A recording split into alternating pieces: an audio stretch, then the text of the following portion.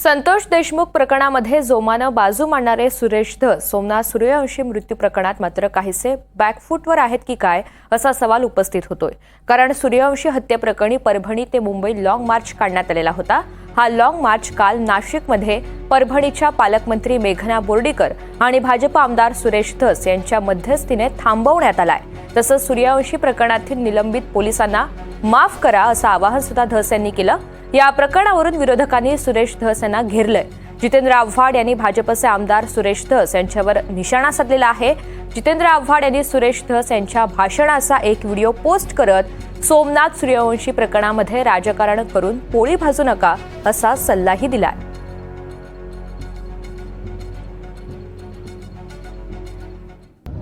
फक्त पोलिसांच्या वरती गुन्हे दाखल करणे हे मला वाटतं संयुक्तिक होणार नाही।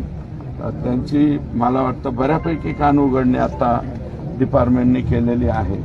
गुन्हेच दाखल व्हावे असं काही आग्रह धरू नये असं माझं मत आहे। रवी भाऊ, त्याच्या उपर तुम्ही जसं म्हणा त्याच्या उपर 156(3)चा रस्ता तुम्हाला मोकळा आहे बरं का, त्याचा वापर तुम्ही करू शकता।